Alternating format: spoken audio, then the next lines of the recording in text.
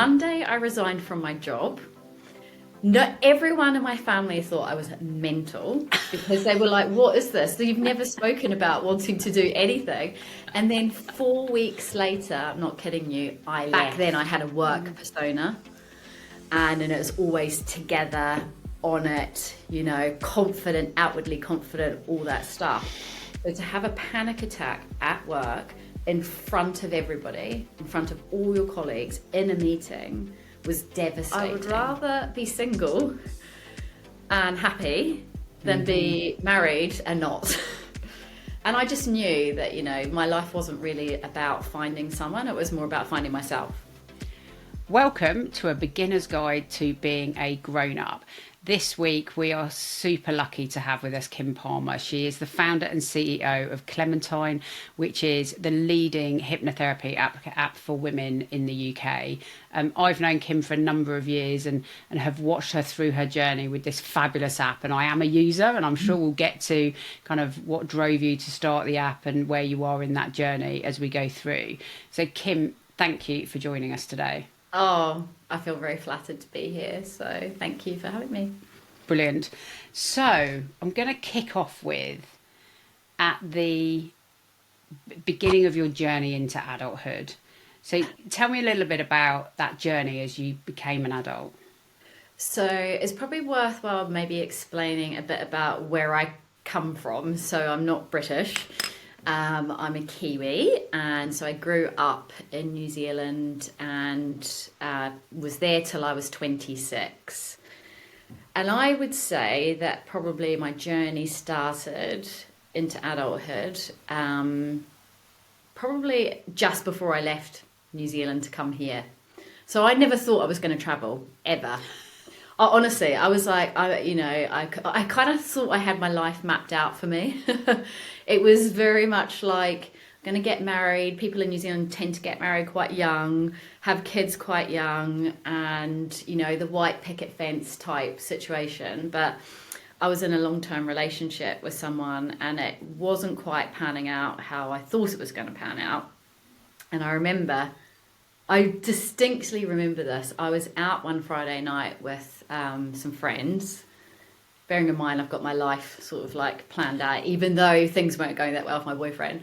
And I met a group of French travellers. And I remember having this light bulb moment. I was like, oh my God, these people, they're like literally halfway across the world. They're just doing whatever they want, you know, they're traveling, they're having so much fun. And in my head, that had never been part of my plan. But I had this light bulb moment. So that was a Friday night. Saturday morning, I went out for brunch with my friends and I was like, I think I might want to go abroad traveling. Sunday, I broached the subject with my then boyfriend, who it wasn't going that well with. We lived together. And he was like, oh, you should just go for it. Monday, I resigned from my job. No, everyone in my family thought I was mental because they were like, what is this? So you've never spoken about wanting to do anything. And then 4 weeks later, I'm not kidding you, I left. Wow. And it had to kind of be like that. And it was almost like I was being pulled. Do you know what I mean? You know, when you make a decision sometimes and you're just like, I'm going and everybody thought I was mad. My parents thought I was having some sort of mental health breakdown or whatever. And I just landed in the UK. I didn't even have any savings or anything. So it was like very much like, you know, New Zealand's safe. I knew everyone, you know, I was this person in New Zealand to being in this huge country. Thankfully, my sister lived in the UK, so I was able to come and stay with her. But that, I guess, I feel like that was quite a poignant moment where I started to become Kim for myself. Wow. Because, you know, when you grow up, you're sort of like, you do everything that your parents do. And, you know, you've got your friends from your childhood. And but that never really sat that well. I think I'd always had this feeling inside of me but I couldn't. And it wasn't being articulated, and seeing those French people just made me go, I need to just go. And it was just a feeling and it was overriding and I left. And then it was like, I'm now redesigning Kim in a new world without anyone else. Wow. That's a real sliding doors moment, right? It was. That's Yeah. just that's amazing. Yeah. So did you travel elsewhere? You came to the UK. What happened Well, I did. I next? mean, because I left so quickly, I didn't really have a huge amount of plans or money. So I was like, right, I had a little bit of money. I went traveling around Europe, which was so much fun. That in itself was just huge on my own. And yeah, then I came back to London and stayed with my sister, and I needed to get a job because I was like, I have no money. And actually ended up getting a job at Lloyd's TSB. That was one of my first jobs, just freelancing jobs. And it was a really crappy job, to be honest, but I didn't care because I wasn't actually, I think when I was growing up, not had grown up, I just started working from the moment I could. From the moment I turned 16, I was always working. That's just how I was brought up, like, work, work, work, work, work, and like be serious and, go up the corporate ladder and all that stuff. And then when I came here and I was like, oh, I could actually just have some fun, and so I got a job and I still just had fun for a couple of years. And yeah, it was, I flattered for like a couple of years, met loads of people. I didn't think I was staying here in the UK. That was certainly not what I was thinking. I wasn't really thinking. I guess I was just actually probably being really happy to just do my own thing without anyone else like judging me. I think that's such an interesting story, isn't it? Of, going from like being young and, start work as soon as you can, earn your own money, go through this path to marriage and picket fence and all of that. And Yeah. to have that sliding doors moment. Do you Yeah. ever think what your life would be like if you hadn't met those French people?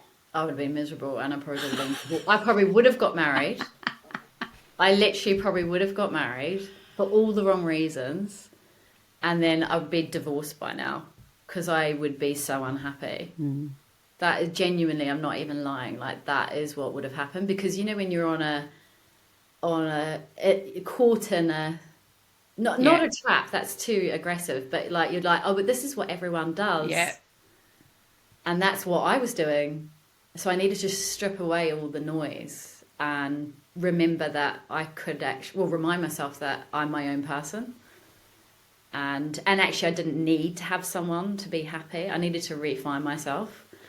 And I remember actually when I turned 30, just before I turned 30, this guy that I used to date in New Zealand on Facebook, he just married, had like 3 kids by then. And he was like, oh, are you okay? Like, and I was just like, what do you mean am I okay? And he was like, oh, I saw that, you're still single. And I was like, yeah, but you know what? I would rather be single and happy than be married and not. And I just knew that, my life wasn't really about finding someone. It was more about finding myself at that point. So tell me how you went from, doing that, kind of just having fun, learning who yourself was, to Clementine.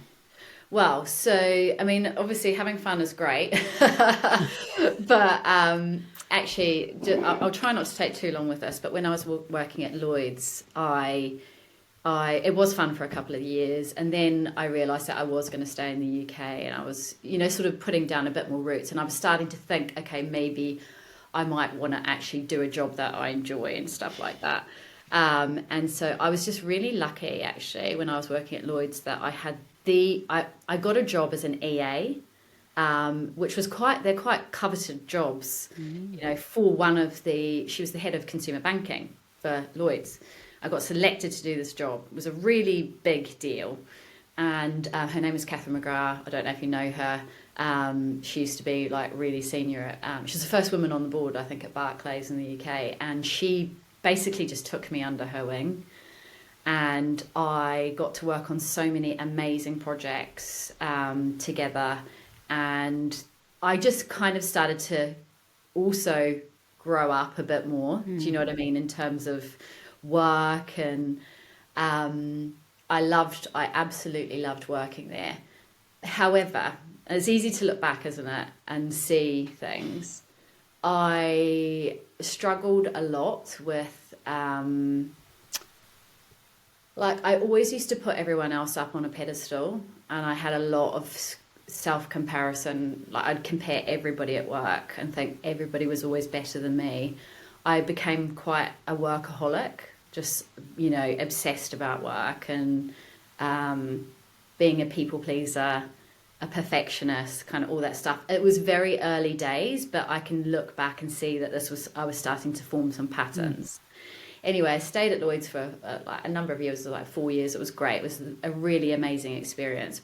But my behaviours internally weren't great. Then I went to Tesco, completely different industry, right? And it's full on. It's like fast paced, And again, like I got the best work experience, but for my mental health, I was just going backwards and backwards and backwards and backwards. These entrenched behaviours of workaholic, no boundaries at all, self-comparison, not being able to leave work at work, taking it home every night, not even just physically taking it home, but mentally taking it home. Whole weekends being taken over by talking about work. It was almost like a bit of a poison inside my body. I didn't know any of this. I can only look back now and realise what's going on. And then when it was quite, again, a poignant thing happened where I was trying to climb the corporate ladder. I'd fallen back into that classic, like, well, this is what everyone's doing. Yeah. So this is what I'm going to do, climb, climb, climb. And I was becoming really successful. I was earning loads of money and it was great. But I wasn't happy. And I had a conversation with a woman, actually, who was very, very senior at Tesco.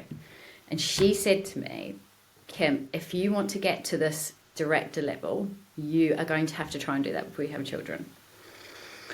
And wow. I took that and I internalized that massively.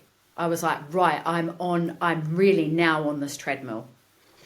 And I remember when I became pregnant with our first son, Louis. So this was, 2013? 2013. And I had that replaying in my head. Honestly, it was like a mantra. You got to get there before you have kids, da da da da. And so when I became pregnant, I basically, rather than slowing down, I made a conscious decision to go faster. Because I was so close to getting this promotion. And I also decided to almost to myself, just forget that I was pregnant. I was like, nah, pregnant, whatever. I've got a bigger goal in mind. Yeah. Which is to get a promotion. I mean, it sounds ridiculous now I'm saying it.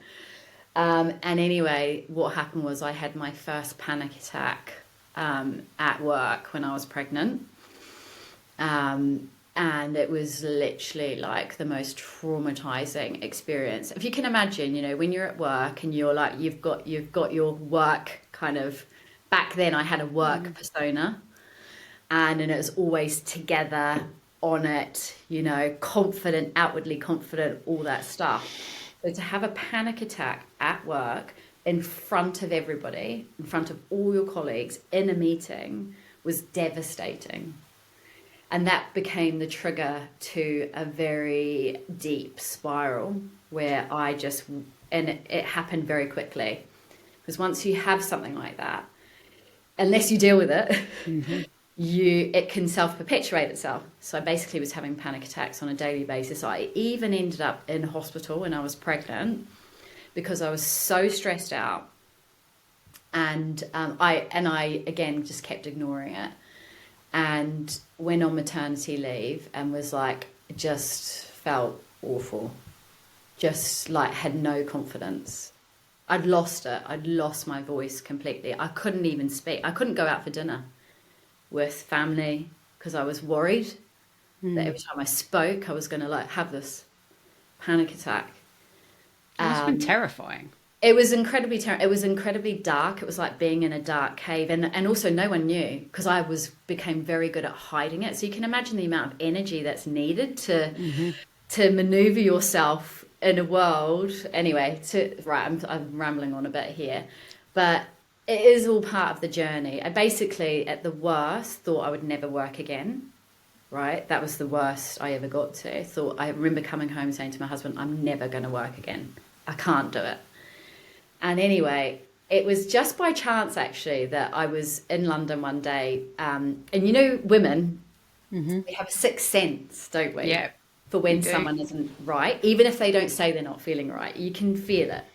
And she obviously felt it from me. And she was really careful in the way she worded this to me. But she was telling me that she used to see a hypnotherapist to help her with her confidence when doing really big public speaking events, and how it was just a huge game changer. And I remember having this little moment with myself thinking, I need to try that. Like, what's the worst that can happen? And so I booked to see this woman called Georgia Foster, who happened to be the first voice behind Clementine when I first started. And we saw each other face to face, right? And I had this hypnotherapy session, having no idea what to expect, thinking it was going to be all, you know, like a bit, I don't know, crazy, and I don't know, but I'm quite sort of open-minded. I'll try anything. And honestly, it was like a poison started to come out of my body, even just after the first time. And we saw each other for a year, because you can't unpick years of of learning to exist in a world just for other people. You can't unpick that straight away. So we saw each other for a year, and it was amazing. And she was just really helping me relearn to trust my intuition and all this stuff. But it wasn't until I got back after maternity leave, and I suppose I'd been reawakened, and I could spot now when everyone else wasn't well. Yeah. Like, genuinely, it was like, and I started to really lean in. I'm sort of fast forwarding a bit here, to telling people and owning my story around, you know, not feeling okay all the time and being anxious and not always having uber confidence, which is what kind of is a currency at work, isn't it?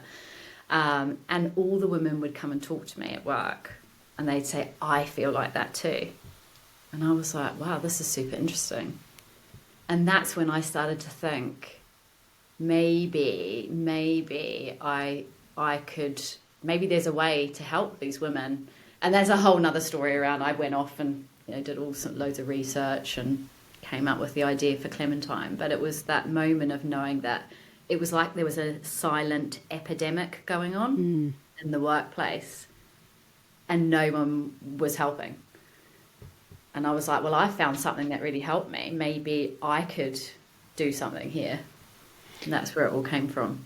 So kind of finding your superpower of just recognising it, like having the blinkers taken off and going, oh, it's not just me. I think also kind of sharing your story with other people, that's a pretty brave thing to do in that corporate environment. It was so scary. And I even remember that very much, because I actually ended up having a panic attack at work in front of the CEO. And I was traumatized again. I was like, oh my God, she's going to fire me. Because you go into catastrophizing thinking. And I remember I came home and said to my husband, I was like, I have to tell her. Because if I don't tell her, I won't be able to go back to work. I needed to make work safe. And by me telling her, I didn't sleep for a couple of days because I needed to get this meeting in the diary with her. And I was just so like, oh my God, she's going to think I'm like some crazy, you know, she just employed me. She's paying me a ton of money.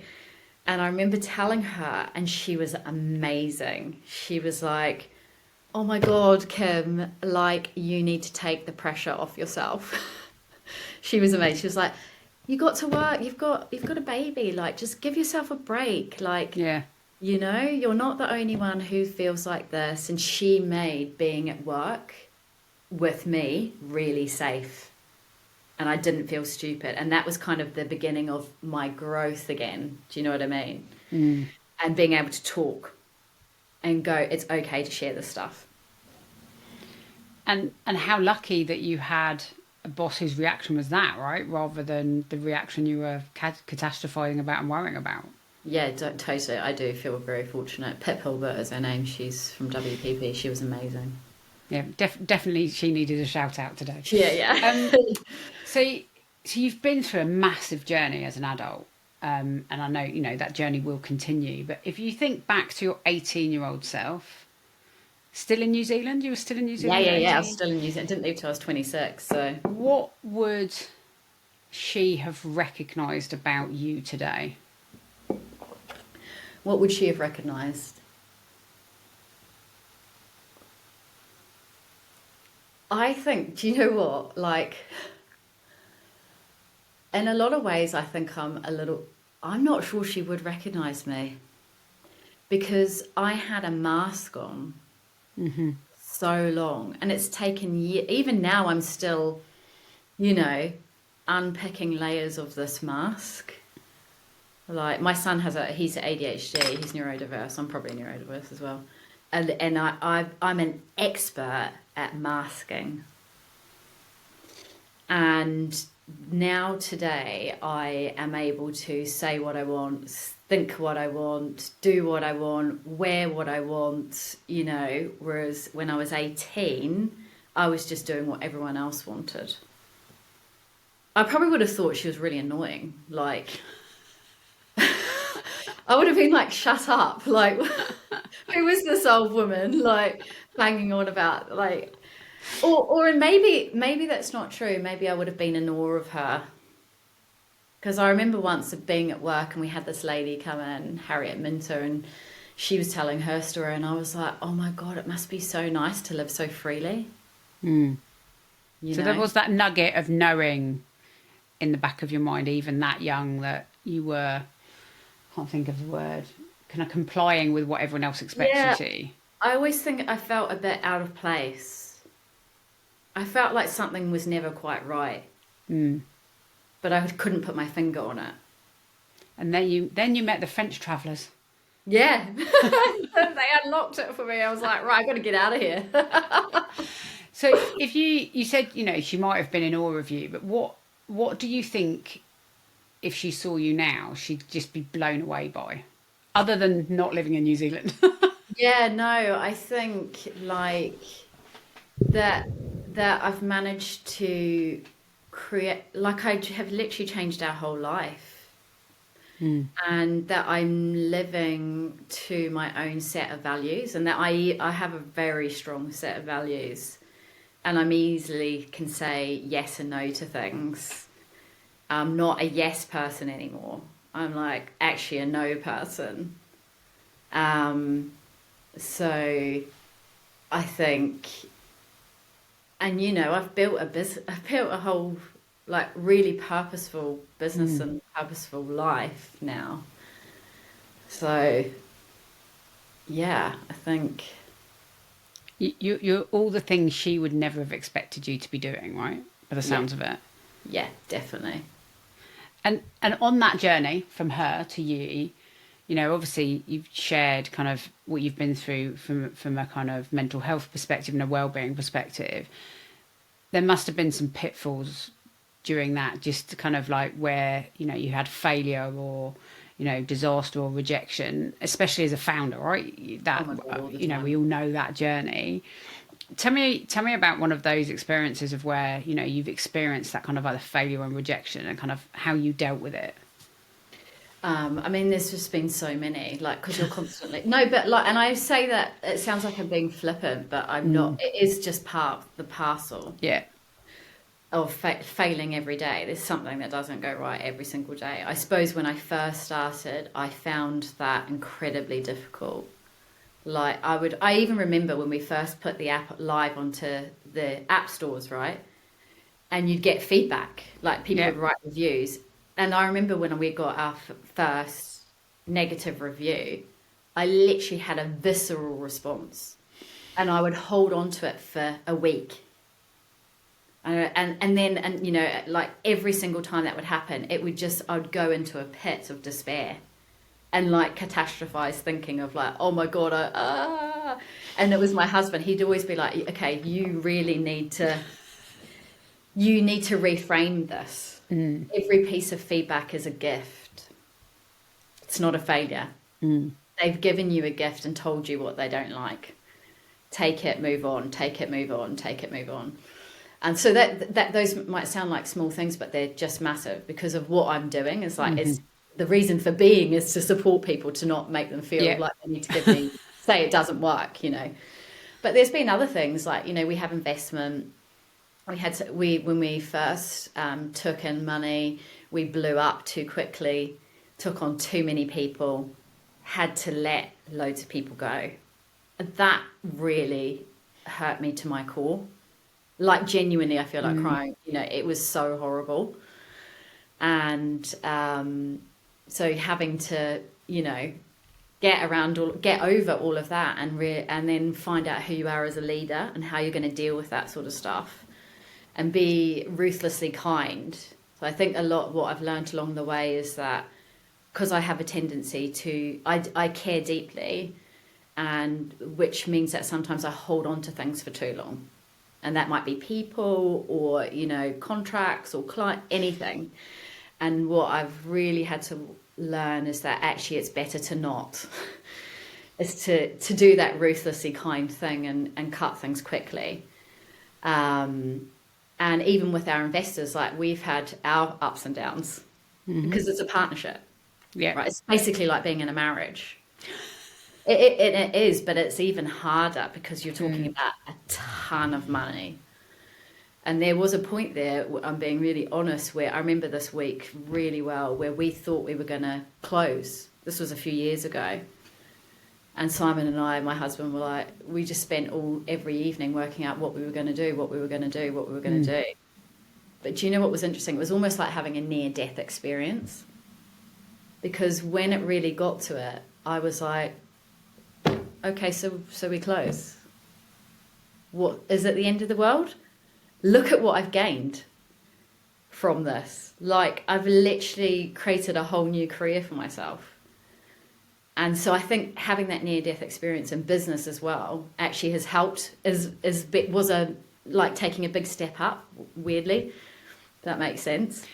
Completely. It gives you perspective. Yeah. In the same way as when you decided to up sticks and move halfway across the world, because you looked back and thought, I don't want this to be my future. Yeah. I think when big stuff happens, it puts everything into perspective, and it stops you worrying about the little stuff, especially if you're an overthinker. Yes, which I am. And I think what you're describing is, like, what's the worst that can happen? Yeah. Oh, okay, I'm going to be okay. Yeah. Like if the worst happens, I'm still in a better position than I was yesterday. Exactly. So I'm good. Yes. And that's incredibly powerful. Yeah, totally. That reframing all the time. Yeah. And so I'm trying to have these, actually having catastrophes is quite helpful. Doesn't feel like it at the time, right? No. So it's like almost like trying to have these little mini catastrophes all the time is like gets you somewhere quicker. Yeah, completely. So kind of keeping to that theme of kind of like big stuff that happens, what's the best decision you've ever made?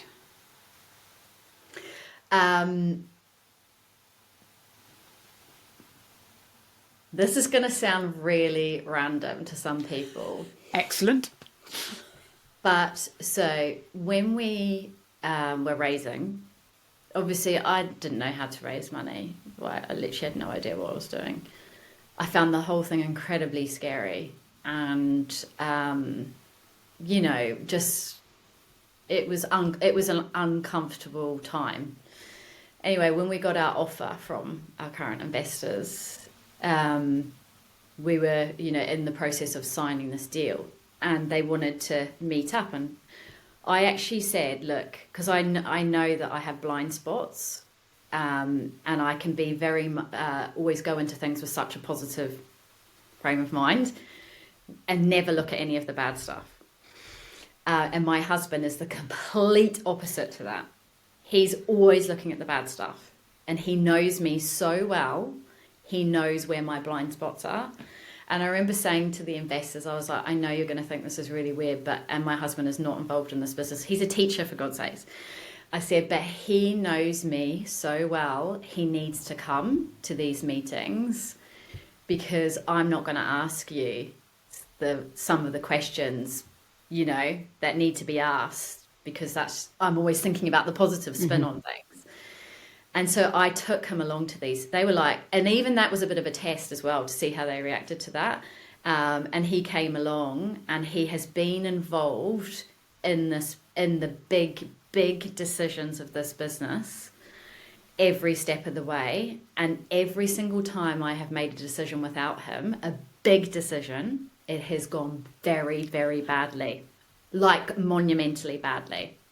So I had a business partner, we fell out, and we had a deal, and he didn't agree to the deal. And it turns out he was right. And so I've had to learn that actually, just because for a long time I thought, oh, he's a teacher, what does he know?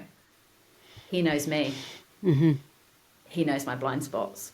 And so the best decision I ever made was to get over that and just have him involved in every single big decision, because he really gets it. And I think actually one of the things that's really powerful from that is absolutely getting him involved, because he has a different perspective and he knows you, but actually you know yourself well enough to know you have blind spots. And a lot of us probably wouldn't admit to that. We've all got blind spots, but a lot of us probably either don't realise we've got them, or even if we do, and it's back here in the back of our minds, we're like, oh, it'll be fine, I don't need anyone else. So I think that's incredibly powerful, that actually you've embraced that and gone, do you know what, I've got a blind spot, I've got someone who is always going to have my best interests at heart. Yes. And we'll look at it from a completely different perspective. Yeah. And actually I know if we both agree that we're moving in the right direction. Yeah, 100%. Like when we're negotiating these massive contracts with big brands, I always get him to look at everything, because he'll double everything. Yeah. And he'll go, you're not valuing yourself enough. Like, why are you doing? What are you doing? And I'm like, you're right. I think we all need that champion, but that champion who is a genuine champion, so on our side, but not a pushover. Yes. Yeah. Your personal CEO. Yeah, he calls himself a helicopter. That's what he likes to call himself. He's like, yeah, I'm just helicoptering in. Brilliant. Awesome. So, and this next question is very much on a theme of what we were just talking about, and kind of like leaning on him for advice, or a second pair of eyes. We all get given a lot of advice, some warranted, some not. What's the best piece of advice that you've been given over the years, but you chose to ignore? So this actually came when I was younger. I remember I had this boss when I was in New Zealand. He was actually incredible. And he said to me, Kim, one of your biggest assets is you, who you are, and how you are. Everybody loves working with you. And I just thought at the time, I was like, that is ridiculous. Like, it was in my review. I was like, what does that mean? Like, I want to know what I'm good at. And I remember being quite angry about it. I was like, but what am I good at? Like, tell me technically, like, what I'm good at. And if I just listened to him, I could have internalized that and like really made that my superpower. And instead what I did is I tried to chase all these, almost like very technical skills. Yeah. And actually where am I now is like my whole business is come out of my values and my experience and how I am, and how, it just could have been, it'd be interesting to see what would have happened if I'd really captured that and embraced that going forward. Yeah.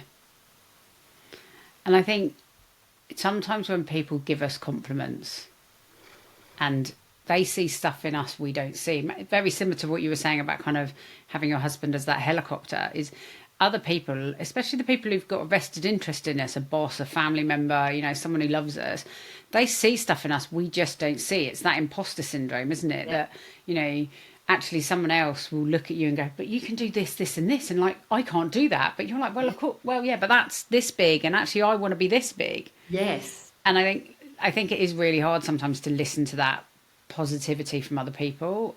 Totally. I never used to be able to take compliments ever. I never could take you know, I'd bat it off. I'd be like, Yeah. And now I realise that actually, in fact, that's what I said. You know that trend that's going around at the moment. What would you say to your younger self? Yeah. And I think I said, oh, I actually wouldn't say anything to her because people used to give me advice all the time, and I'd suck it up like a sponge. Yeah. And actually, all I really needed to realise was that I was okay as I was. Yeah. And the only thing I said was learn to take a compliment. Because if you can take a compliment, then you start to believe that all that stuff is true. Yeah. Yeah. You're absolutely right. Because people don't give you compliments for no reason, right? Yeah, you don't go out of your way to We tell don't. Like, if we someone. give a compliment to someone else, it's because it's real. So why do we think they're making it up? Like, that makes no sense, right? Exactly. It makes no sense. Totally. The human brain. I know. So I can't believe we're at the end of the episode, and I've only got one more question. It's been so interesting hearing your story. So obviously it's called The Beginner's Guide to Being a Grown-Up. You've given us some really amazing nuggets already around the things that you've learned, you know, as you've grown up and moved countries and worked and started jobs and had challenges. Of all the things that you've kind of learned over your journey, what's the one thing you'd put in the guide? Do you know, I think it is this thing about like learning to shut out the noise and really tune in to what it is that, like, asking yourself questions about what it is you want. Is that like when people are giving you advice and, like, you know, you don't always just take it in, like, question, like, always question. I guess it's just question things. Take a pause, question something before you do it. Just take a pause every time. I think slowing down to think through things versus always doing is probably one of the most powerful things that anybody could ever do, really. Just stop, think, ask yourself the question, is this right for me? Is this right for me right now? And the answer might be yes, and the answer might be, I'm not sure. Right, I'll give myself some more time. Think about it. Keep asking yourself the question. Excellent. Is it right for me? Is it right for me right now? That's definitely going in the book, Kim. I was going to say. It's in the book. Definitely going in the book. Kim, thank you so much for your time today. I know our listeners would have really enjoyed your journey and listening to it. Thanks, Sam. Thanks for having me. It's quite therapeutic. Do you know what? A lot of people have said that to me. I do feel like I should be a therapist. You should be a therapist. That's really nice. Brilliant. Thank you so much. I really appreciate it. You're welcome. Thank you for listening to this episode of A Beginner's Guide to Being a Grown-Up. If you enjoyed it, please like, follow and subscribe wherever you get your podcasts. If there's someone who inspires you that you'd like me to interview, you can find me on LinkedIn, Instagram and TikTok. In the meantime, enjoy being a grown-up.